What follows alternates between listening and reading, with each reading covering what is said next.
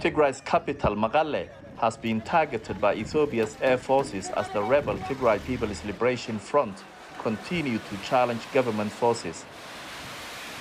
The strikes hit industrial buildings that the Ethiopian government claimed were being used by the TPLF to make and repair heavy weapons, a claim denied by the group who said the building was a warehouse being used to store tires. Rescuers at the scene managed to evacuate several people. Doctors at a nearby hospital said at least 5 people have been injured and are being treated. I was in the store and I didn't hear the jet coming. It was sudden when I heard the explosion. We were 2 people in the store and I was asleep on the floor as I heard the explosion. It was people who picked me up.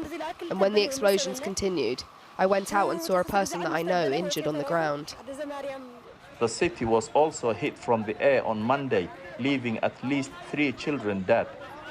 Ethiopia's government said that airstrike also targeted buildings where Tigrayan forces were repairing armaments. The attack shattered the windows of Mekelle General Hospital about 1 kilometer away and damaged nearby homes. It's the second time this week that Abiy Ahmed's government has carried out airstrikes on the Tigrayan capital, Mekelle, the latest escalation in his fight against the TPLF in their heartland, targeting their leadership and infrastructure.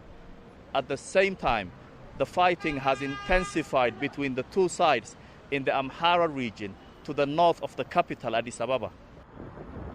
For the past year, the Ethiopian government has been engaged in a civil war with the Tigray People's Liberation Front, who used to run the country.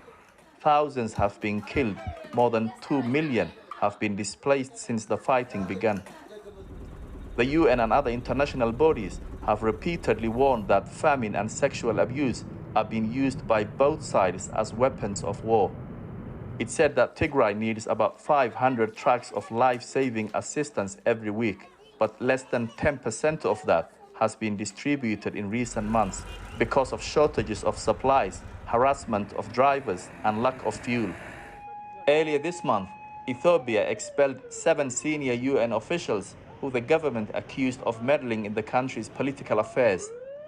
The US government has said that all parties fighting in Ethiopia face the possibility of sanctions. Violence looks set to escalate in Tigray and in the neighboring regions of Amhara and Afar, with fierce fighting reported around the strategically important city of Dessie to the north of the capital.